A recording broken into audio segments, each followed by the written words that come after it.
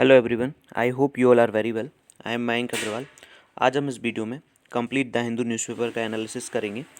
तो जो सबसे फर्स्ट न्यूज़ जिसको हम डिस्कस करने जा रहे हैं आज, उसकी बात करें तो जो वर्ल्ड का सबसे बड़ा वैक्सीनेशन प्रोग्राम है वो इंडिया में आज स्टार्ट होने वाला है, जिसको प्राइम मिनिस्टर वीडियो कॉन्फ्रेंसिंग के थ्रू इनॉर्गेट करेंगे। इसमें जो है वर्ल्ड का जो लार्जेस्ट वैक्सीनेशन प्रोग्राम है उसमें 3006 सेशन साइट्स हैं अक्रॉस ऑल इट्स स्टेट्स और यूनियन टेरिटरीज़, जिसमें भी जिसको जो है वर्चुअली कनेक्ट किया जा रहा है और हर एक साइट पे 100 बेनिफिशरीज़ को जो है वैक्सीन दी जाएगी। अब बात की जाए जो वैक्सीन है उसमें किन लोगों को दी जानी है और किन को नहीं दी जानी है, तो जो जिनकी एज 18 ईयर्स से कम है उनको वैक्सीन नहीं दी जानी है, या प्रेग्नेंट या लैक्टेटिंग वुमेन है, और ऐसे लोग जिनकी हिस्ट्री है कोविड 19 से, कोई एलर्जिक रिएक्शन है वैक्सीन से, या वैक्सीन इन जनरल किसी भी टाइप की या इंजेक्शन वगैरह से कुछ प्रॉब्लम होती तो उनको वैक्सीन नहीं दी जानी है। और इनको परमिट किया गया है जिनका कोविड 19 इन्फेक्शन की कोई हिस्ट्री रही है और उनको कोई हिस्ट्री है क्रोनिक डिसीज़ की, कोमॉर्बिडिटीज़ की, साथ में कोई बीमारियां हो उनको, और people who have immuno deficiency या एचआईवी हैं और इम्यूनो सप्रेशन ड्रग्स जो लेते हैं, उन लोगों को जो है वैक्सीन सबसे पहले प्रोवाइड की जानी है। अब यहाँ पे फर्स्ट पेज से एक ही इम्पॉर्टेंट न्यूज़ थी। अब यहाँ पे 54 held in under unlawful conversion ordinance so far, इसके ऊपर एक एडिटोरियल भी है जिसको डिस्कस करेंगे। यूपी में अभी तक 91 पर्सन को बुक किया गया है और 54 अरेस्ट किए गए हैं। ज़्यादातर इसमें से जो मुस्लिम्स हैं under Uttar Pradesh prohibition of unlawful conversion of religious ordinance 2020, तो जिसमें कि अगर कोई पर्सन इस प्रीटेक्स्ट पे किसी जो है गर्ल से मैरिज करता है कि वो उसका रिलीजन जो है वो कन्वर्ट करवाना चाहता है, तो उसके ऊपर ये वाला जो एक्ट है वो लगता है, जिसमें कि पर्सन को जो है वो अरेस्ट किया जाता है। नेक्स्ट बात करें सेकंड पेज, जो सिटी पेज है, इसमें दिल्ली का कोई सर्वे है जिसमें बात की जा रही है कि 34% फैमिलीज़ जो हैं कैपिटल में वो रेंटेड हाउस में रहती हैं। उसके बाद बहुत सारी ऐसी कंडीशंस हैं जिसके ऊपर यहाँ पे बात की गई है। नेक्स्ट जो थर्ड पेज है city page, non essential expenses of civic bodies में स्टॉप। यहाँ पे एससी जो है वो सुप्रीम कोर्ट ऑफ इंडिया का कहना है कि जो भी फ्रंट लाइन वर्कर्स हैं उनकी जो सैलरीज़ हैं उसको प्रियोरिटाइज करना चाहिए। और the Delhi high court on Friday उन्होंने हिंट किया कि जो भी नॉन एसेंशियल डिस्क्रिशनरी एक्सपेंसेस हैं 3 म्यूनसिपल कॉरपोरेशन के, जो भी काउंसलर्स को पर्क्स मिलते हैं, सीनियर ऑफिसर्स को मिलते हैं, उनको जो है वो अभी रोक देना चाहिए।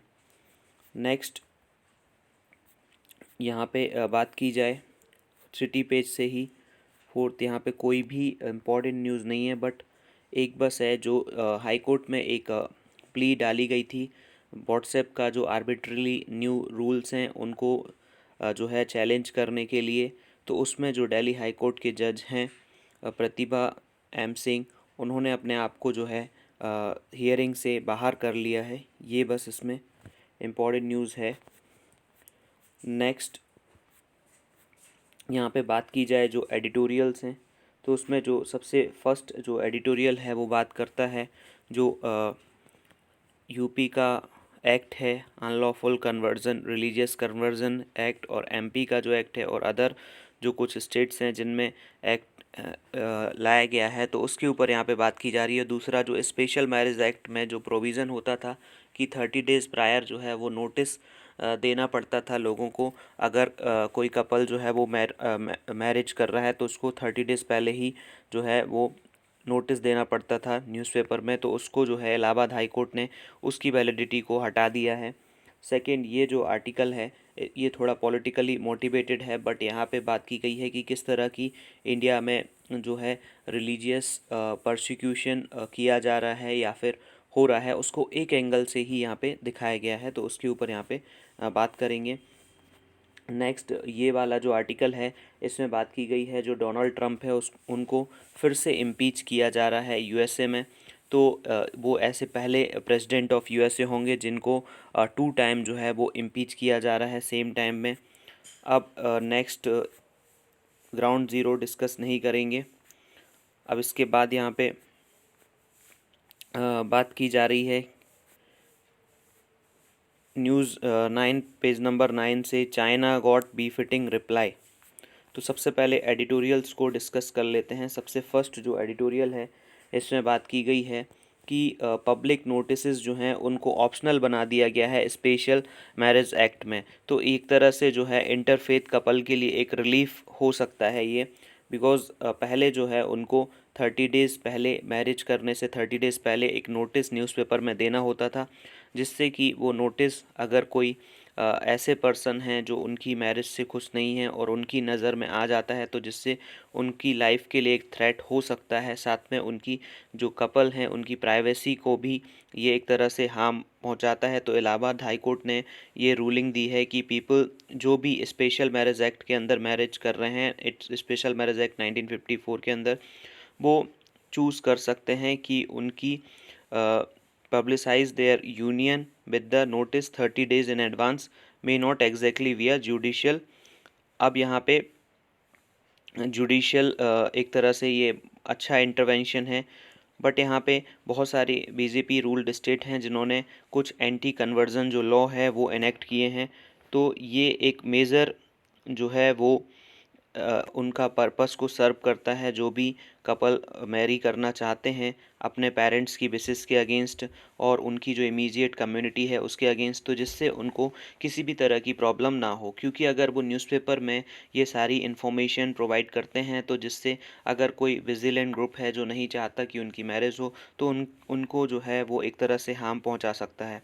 बहुत सारे जो इंटरकास्ट और इंटरफेथ मैरिजेस हैं उनको भी इस तरह का जो वायलेंट अपोजिशन है वो फेस करना पड़ा, और जो कम्युनिटी प्राइड की वजह से या लव जिहाद या कुछ एक्टिविस्ट हैं जो कि टारगेट करते हैं हिंदूज़ को, मुस्लिम्स को, दोनों तरफ से, तो ये भी प्रॉब्लम हो सकती है।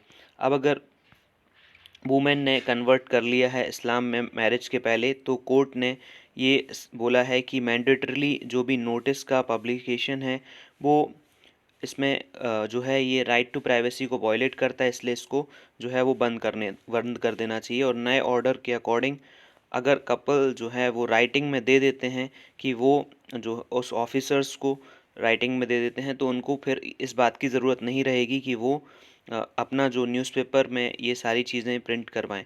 Under section 5 of the act जो अनेबल करता है इंटरफेथ मैरिज को, तो कपल को नोटिस देना पड़ता था मैरिज ऑफिसर को, और अंडर सेक्शन 6 एंड 7 तो ऑफिसर को पब्लिसाइज करना पड़ता था नोटिस और ऑब्जेक्शन बुलाने पड़ते थे। बट इस ऑर्डर में जो जस्टिस विवेक चौधरी हैं उन्होंने बोला है कि एक्ट का इंटरप्रिटेशन जो है वो फंडामेंटल राइट्स को अपहोल्ड करने के लिए उन्होंने किया है, जिसकी वजह से वो यहाँ पे बात कर रहे हैं कि लॉ जो हैं ऐसे नहीं होने चाहिए जो इन्वेड करें लिबर्टी पे और प्राइवेसी पे।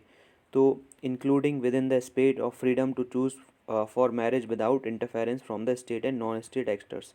मतलब उनका कहना है कि जो भी मैरिज है वो किसी भी तरह के स्टेट और नॉन स्टेट एक्टर्स के इंटरफेरेंस के बिना होनी चाहिए। इसमें किसी भी तरह का जो है वो इंटरफेरेंस कहीं से भी नहीं होना चाहिए। जो एससी जो है वो उसकी जो रूलिंग है came on the plea of a Muslim woman who converted to Hinduism for marriage, as the couple saw the notice period under the Special Marriage Act as an invasion of their privacy। तो यहाँ पे बात की जा रही है जो Muslim women है वो हिंदुज़म में कन्वर्ट हुई थी मैरिज करने के लिए, तो उसने स्पेशल मैरिज एक्ट में जब उसको बोला गया कि आपको जो है वो नोटिस प्रिंट कराना पड़ेगा, तो उसके बेसिस पे उसने बोला कि ये उसकी प्राइवेसी का हनन है।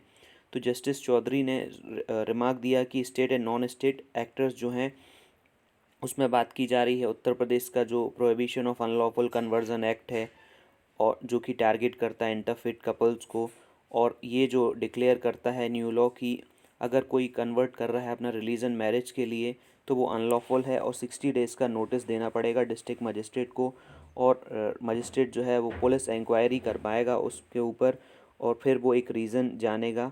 लास्ट ईयर उसको नवंबर में इनेक्ट किया गया था और 54 अरेस्ट अभी तक इसमें हो चुके हैं। तो यहाँ पे एससी रूलिंग जो है वो हर एक स्टेट में यूज़ की जा सकती है। इस तरह के जो भी नोटिस हैं वो लगाने के पहले इस तरह से पूछा जा सकता है। इन 2017 जो आधार रूलिंग थी जिसमें राइट टू प्राइवेसी की बात की गई थी उसको बेसिक राइट माना गया था।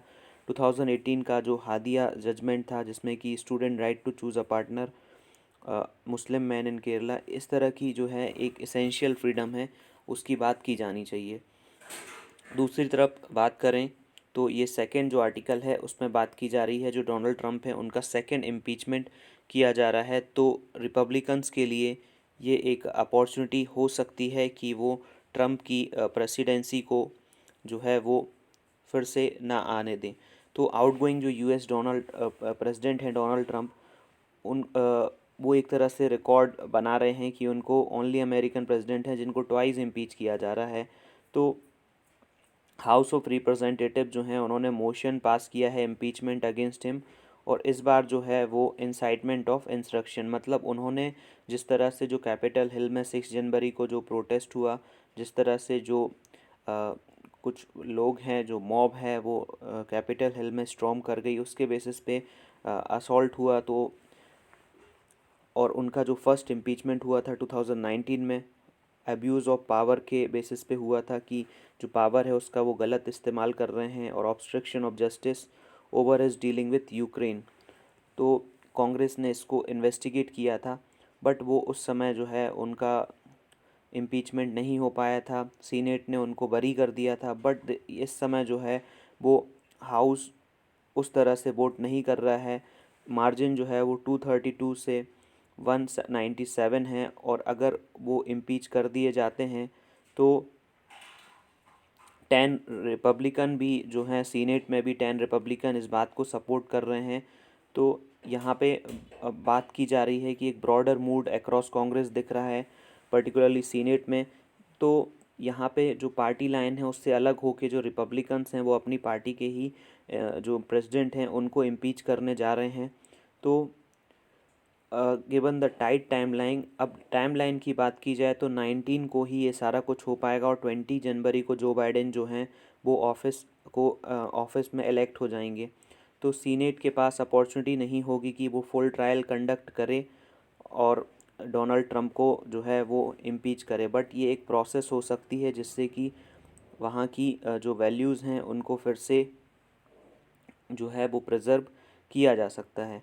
अब क्वेश्चन जो है वो कांग्रेस रिपब्लिकन्स के पास ये है कि ग्रुप इस तरह से यूनाइटेड है कि वो सेफगार्ड करना चाहता है जो भी कंजर्वेटिव वैल्यूज़ हैं, और वो इस बात के लिए कन्विंस है कि जो मिस्टर ट्रंप ने जो हार्म किया है प्रेसिडेंसी के लिए या अमेरिकन सोसाइटी का जो फैब्रिक है उसके बेसिस पे उनको बैन कर देना चाहिए, और नेक्स्ट इलेक्शन में भी वो फाइट ना कर सके। अगर उनको इम्पीच कर दिया जाता है तो वर्चुअली वो नेक्स्ट इलेक्शन जो 2024 में होगा उसके कैंपेन से बाहर हो जाएंगे, और फिर उनको फिर से जो है वो इलेक्शन में फ़ाइट करने के लिए नहीं मिलेगा।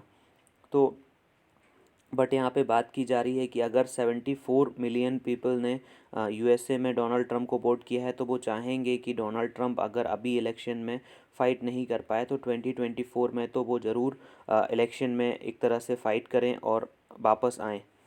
तो ये बात यहाँ पे की जा रही है। नेक्स्ट ये जो आर्टिकल है इसमें बात की गई है कि किस तरह से जो कंट्री में कुछ रिलीजियस कन्वर्जन के ऊपर जो मैरिज के प्रीटेक्स्ट को लेके जो एक्ट हैं वो, दूसरा जो सीएए को लेके कम्युनिटी के मुस्लिम कम्युनिटी का जो प्रोटेस्ट था वो, उसमें यहाँ पे बात की गई है कुछ कॉन्स्टिट्यूशनल जो असेंबली थी उसकी डिबेट्स के बारे में। यहाँ पे राइटर का कहना है कि डॉक्टर भीमराव रामजी अंबेडकर ने भी ये क्वेश्चन किया था कि इंडिया को इस बारे में बताया था कि इंडिया को इस तरह का फेनेटिसिज्म नहीं ज़रूरत है माइनॉरिटी के अगेंस्ट, और उनके जो है वो प्रोटेक्शन की ज़रूरत है।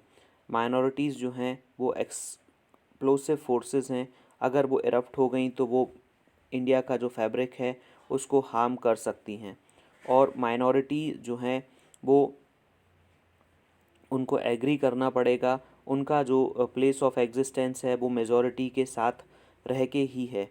तो ये बात यहाँ पे कि दूसरा, जब प्राइम मिनिस्टर मोदी जब फाउंडेशन स्टोन ले कर रहे थे अंबेडकर मेमोरियल का 2016 में, तब उन्होंने बोला था कि जो बाबा साहब हैं वो गार्जियन हैं ह्यूमन वैल्यूज़ के। तो अगर आप फाउंडिंग फादर्स की लिस्ट बनाओगे तो जिनके आइडिया सबसे ज़्यादा रिलेवेंट हैं तो उसमें बाबा साहब जो हैं वो सबसे टॉप पे आएंगे। तो यहाँ पे राइटर का कहना है कि अलग अलग चीज़ों के बेसिस पे जो मुस्लिम कम्युनिटी है उनको परसिक्यूट किया जाता है, जैसे कि माइनॉरिटी कम्युनिटी के जो सिटीजन्स हैं उनको किल किया जाता है on the basis of cow protection, name of being कोविड-19 और लव जिहाद स्प्रेडर्स। दूसरी तरफ सरदार वल्लभ भाई पटेल का भी यहाँ पे जो है बात की गई है। वो एक टॉवरिंग फिगर हैं जिनका एक तरह से स्टैचू भी बनाया गया है और वो चेयरमैन थे advisory committee on minorities in the constituent assembly. उन्होंने भी अपनी बात रखी थी कि 25 मई 1949 को उन्होंने एक रिपोर्ट प्रेजेंटेड की थी कमेटी में और उन्होंने बोला था कि it is not our intention to commit the minorities to a particular position in a hurry. मतलब माइनॉरिटीज़ को किसी एक पर्टिकुलर पोजीशन में रखना इतनी जल्दी वो नहीं चाहते।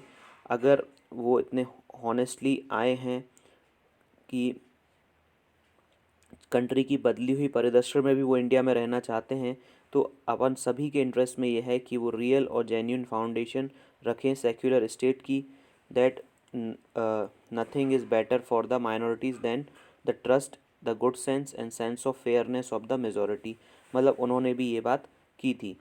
तो दूसरी तरफ जो जुडिशरी है उन्होंने भी सुप्रीम कोर्ट ने 2017 में नेशनल इन्वेस्टिगेशन एजेंसी को भी बोला था कि वो marriage between two adults Hadiya और सफ़ीन जहाँ के बीच में जो मैरिज थी 2018 का जो केस था उसको देखें। उसके बाद यहाँ पे जो केस है उसकी वजह से जो वुमेन थी उसको मैरी करने की परमिशन दे दी गई थी।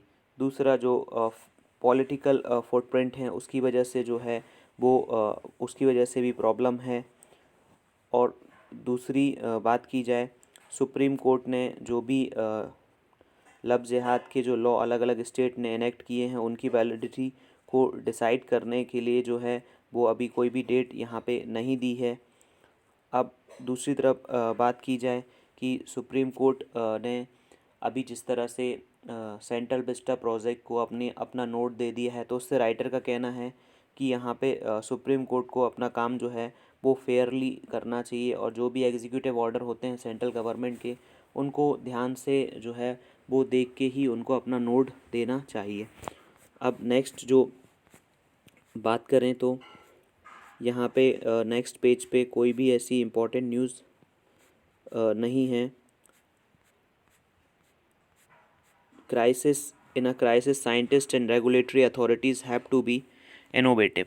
यहाँ पे बात की जा रही है कि इंडिया जो अपना लार्जेस्ट वैक्सीन का इनोकुलेशन प्रोग्राम स्टार्ट कर रहा है, तो Indian council of medical research के जो एपिडर्मोलॉजी और कम्युनिकेबल डिसीज़ डिवीज़न के हेड हैं उनसे जो है वो बात की गई।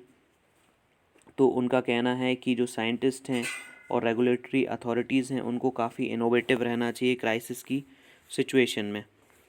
अब बात की जा रही है कि नेपाल रेजेस काला पानी बाउंड्री इशू विद इंडिया।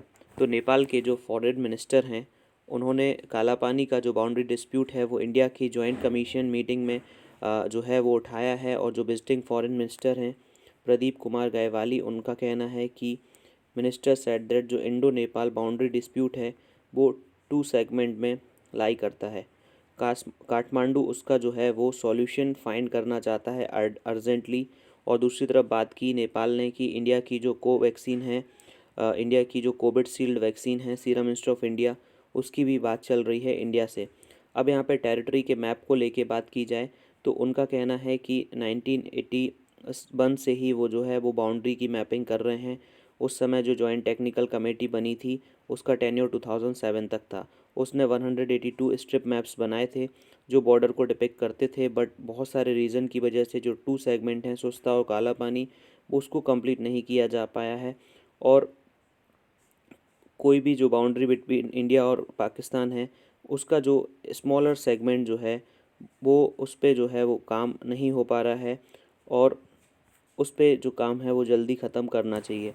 अब जो फॉरेन मिनिस्टर ऑफ नेपाल हैं उन्होंने जिस तरह से जो डिस्प्यूट और बाउंड्री है इंडियन कैपिटल में अपनी बात रखी है, नवंबर 2019 में जो प्रॉब्लम हुई थी काला पानी लिपू लेक और लिम्पियाधुरा रीजन जो पिथौरागढ़ डिस्ट्रिक्ट है और वो कंट्री का जो है वो सोवरेन टेरिटरी है। तो जो नेपाल की जो डेलीगेशन है वो बाउंड्री इशू जो है फ्राइडे को इंटरेक्शन में उठाएगा, बट इंडिया जो है मैटर को डिस्कस नहीं करेगा बिकॉज जॉइंट कमीशन लेवल जो बाउंड्री डिस्प्यूट है उसको फॉरेन सेक्रेटरी लेवल पे उठाने का मैकेनिज़्म है। तो अब यहाँ पे एक बार इंडिया नेपाल के जो जिस तरह से रिलेशन है उसके ऊपर बात कर लेते हैं। तो इंडिया जो नेपाल ट्रीटी ऑफ पीस है और पार्टनरशिप है वो 1950 में साइन हुई थी। दूसरा ट्रीटी ऑफ सगौली जो है वो ट्रीटी थी जो इस्टेब्लिश थी बाउंड्री लाइन ऑफ नेपाल, उसको साइन किया गया था 2 दिसंबर 1815 को और रेक्टिफाई किया गया था 4 मार्च 1816 को उस समय की east India company king of Nepal following the Anglo Nepalese war of 1814 से 16। तो ट्रीटी ऑफ सगौली काफ़ी इंपॉर्टेंट हो जाती है। नेक्स्ट यहाँ पे बात करें तो इलेक्शन कमीशन ने बोला है कि उसके जो टॉप ऑफिशियल्स हैं उनको प्रोटेक्शन प्रोवाइड करना चाहिए। किसी भी तरह का उन्होंने स्टेट और जो यूनियन टेरिटरीज़ के जो कैबिनेट सेक्रेटरी हैं या डिपार्टमेंट ऑफ पर्सनल जो स्टेट या यूनियन टेरिटरीज़ के चीफ सेक्रेटरीज़ हैं उनको लेटर लिखा हुआ है कि किसी भी तरह का जो है इलेक्शन में अगर प्रॉब्लम होती है तो उसके बेसिस पे जो इलेक्टोरल ऑफिसर होता है उसकी किसी भी तरह का ट्रांसफ़र ना किया जाए, साथ में उसके किसी भी तरह के जो पर्क्स हैं उसको मिलने वाले जो सुविधाएं हैं उसको कम नहीं किया जाना चाहिए। एक तरह से जो पॉलिटिकल वेंडेटा होता है, अगर एक पार्टी हार रही होती है इलेक्शन में तो सबसे पहले वो एक्शन लेती है जो ऑफिसर्स हैं उनके अगेंस्ट, तो उससे वो अपनी प्रॉपर ड्यूटीज़ को डिस्चार्ज नहीं कर पाते हैं। अब यहाँ पे इलेक्शन कमीशन इम्पॉर्टेंट हो जाता है, तो एक बार इलेक्शन कमीशन देख लेते हैं। तो इलेक्शन कमीशन जो है वो कॉन्स्टिट्यूशनल बॉडी है और एक ऑटोनोमस कॉन्स्टिट्यूशनल अथॉरिटी है जो इंडिया में यूनियन और स्टेट इलेक्शन प्रोसेस को आगे बढ़ाती है। तो जो बॉडी है वो इलेक्शन एडमिनिस्टर करती है लोकसभा, राज्यसभा, स्टेट लेजिस्लेचर और असेंबलीज़ के, और office of president and vice president in the country. इसका जो बैकग्राउंड है part 15 of Indian constitution election से डील करता है और इलेक्शन कमीशन को इस्टेब्लिश किया गया था कॉन्स्टिट्यूशन के अकॉर्डेंस 25 जनवरी 1950 को। आर्टिकल 324 से लेके आर्टिकल 329 तक डील करता है पावर, फंक्शन, टेन्योर, एलिजिबिलिटी।